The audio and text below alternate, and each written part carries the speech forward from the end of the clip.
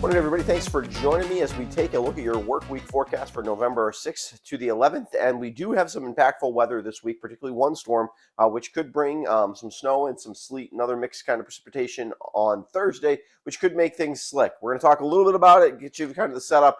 I'll have an additional forecast. Certainly, probably on Wednesday morning, definitely on Wednesday morning, to kind of give you the details of what's going on, maybe Tuesday afternoon, one of the two there. In terms of figuring that out, I got to look at my week and figure out exactly when I got time for that. But basically what's happening is you're going to have two systems. First system is going to be all rain. This system comes through mostly overnight tonight into tomorrow, mostly first half of the day, although there could be some sprinkles left over second half of the day.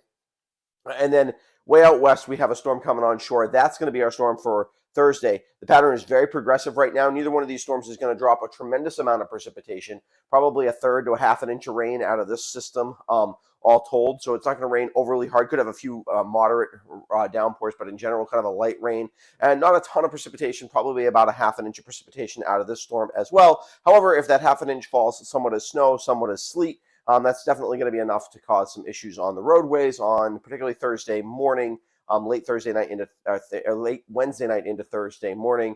Could be some school impacts from this, probably delayed openings. I don't think we'll see a lot of cancellations. And we'll have to see exactly how cold it gets, whether the roads really get slick or if things kind of just give some kind of grassy accumulation, somewhat like last Wednesday's snow. Although that was all snow, this is a little different setup. So definitely a better chance that this makes the roads a little slick. Just what we've been looking for, right?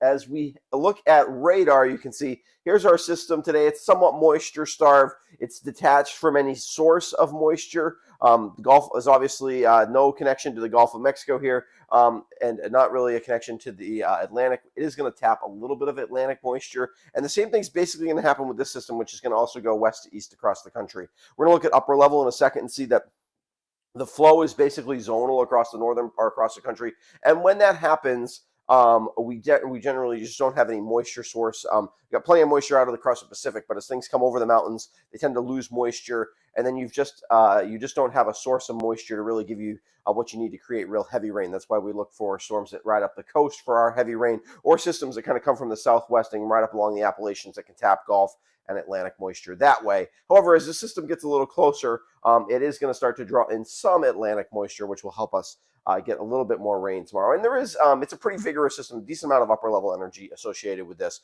So even though it's a pretty quick mover and it doesn't have a ton of moisture, it is going to have enough to kind of make for a soggy day tomorrow. Not a washout or anything like that, but definitely it'll be wet.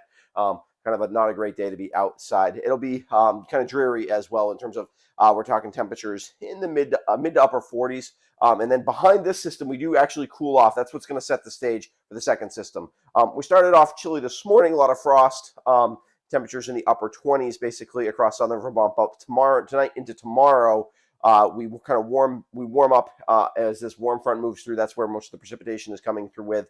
But behind that, we get this cold front, and that will cool us off significantly on Wednesday. So even though we see sun on Wednesday, we're stuck in the mid 30s. So yeah, kind of setting the stage for our system. Let's take a quick look at the upper level. Now, first of all, you can see how these lines here, these are ISA heights technically, or basically they're pressure lines.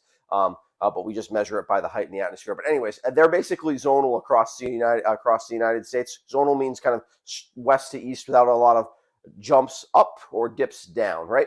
And when that happens, you kind of have a faster moving pattern. Also, when these lines are packed closer together, that means that the wind speed is higher, and basically the wind goes in the same direction as the line. So you have west to east, quick moving flow across the United States. And then the colors here, this is vorticity, which basically is just a measure of where there is mid and upper level energy lift basically in the atmosphere. So you've got Tuesday's storm. Again, it doesn't look actually overly impressive, but it's a decent amount of, especially in zonal flow, that's a pretty strong little, we would call this like a short wave. And then we've got a couple pieces of energy that are kind of coming together to create Thursday's storm. One of the things I forgot the H in Thursday. Sorry about that. My goodness. Anyways, this storm will kind of come together and come across the East Coast. One thing about not wanting to give you too many details on this yet, still offshore, still a long ways away. And with the fast moving front timing and things like that, it's just not quite ready to be able to lock that in yet for Thursday. So I don't want to give too many details, but kind of give you the general idea that Thursday morning could be a little bit slick. All let's take a quick look at what the general setup's going to be. Storm's still quite a ways to the west, and basically it's an approaching warm front that's going to cause our issues. And you can see we'll have a little bit of snow probably before dawn on Thursday that allows for a little bit of a coating of snow before we switch over to by 6-7 o'clock on Thursday morning. Most of us have transitioned to sleet, maybe a freezing rain, and so. The kind of thing what it'll do is if there's any snow on the road overnight, it'll kind of allow that to kind of become sludgy on the roads, and they'll need to be treated and things like that. So it could be slick on Thursday, and then eventually we may change over to some rain as the warm front continues to push forward, and also kind of tapers to more of a drizzle kind of situation. But as that happens, roads will probably clear up anyway, even if it doesn't completely change over, because a little bit of treatment on the roads, and we're not frozen or anything like that. Even though we will be cold before this starts, we'll be below freezing before we get to this on Wednesday night into Thursday. So the pavement will be cold. It'll allow that snow to mix, to accumulate a little bit on top of it. But overall, the generally warm conditions underneath the pavement on the roads should, with a little bit of treatment, help from making this into like a thing where the whole morning is a problem or something like that. So I think it's just early. Like I said, delays for schools are definitely possible. 2-hour delays are definitely possible for schools. I would think not too many cancellations, and delays may not happen. We'll get into details about valleys and higher elevations and things like that as we get closer. We're just a little too far out for that. This is sort of a broad brush stroke. Some people may see mostly rain out of this at elevations. Some of the higher elevations may see a little bit more snow, but those details a little too far out to still check those out. So that's why I'm going to come back with a forecast update for you there. Overall, here's your general pattern here. Today's pretty nice, although clouds will be kind of increasing as the day goes on. Temperatures in the upper 40s. We recover pretty nicely from pretty chilly this morning. Tomorrow, light rain. The heaviest of the light rain probably happens in the morning. Temperatures in the upper 40s once again, even with the clouds. Wednesday, mid to upper 30s. 39 is probably even a little bit ambitious. Probably not going to quite get there. Maybe some of the valley locations will, but pretty chilly on Thursday. And then we fall back into the upper 20s before that wintry mix sets in on Thursday. Most of that happens during the morning, kind of tapers to probably more of a drizzle by the afternoon. Temperatures hold in the mid 30s. And then Friday is a decent day. Actually, Friday's a pretty nice day, fall day. A little chilly, but that's actually pretty close to normal for this time of year. Temperatures in the low 40s, low to mid 40s, and after morning lows, which are above average there just because of the cloud cover, that'll be around in the mid 30s. So yeah, that's what things are looking like. Let's take a quick look at those highlights. Oops, before we get to patrons, highlights. Active weather week, a soggy day on Tuesday. Thursday brings a mix of snow and sleet. Roads could be slick Thursday morning. Best outdoor day is Friday. And probably anything that falls on Thursday will have mostly melted by Friday. So just as a kind of give you an idea of what's going on. I do want to give a quick shout out to my patrons. They help support what I do here, the West River Weather Guy.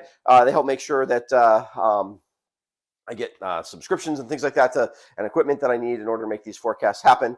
If you're interested in becoming a patron, there'll be a link in the description below. Also, if you have not subscribed to my YouTube channel before, now would be a good time to do so. As we head towards winter, there will be forecasts on days besides Mondays and Fridays. And if you're forgetting to look for them, if you hit the subscription button and then you hit the bell button, you'll get notifications on your phone or your iPad, things like that. That'll help you know, hey, the weather guy posted a new video, and I'm going to want to take a look at that. Okay, I appreciate that, and I will be back either tomorrow afternoon or Wednesday morning with an update of this forecast that'll include a lot more details about where exactly I think the slick weather will be, and then I'll be back on Friday at your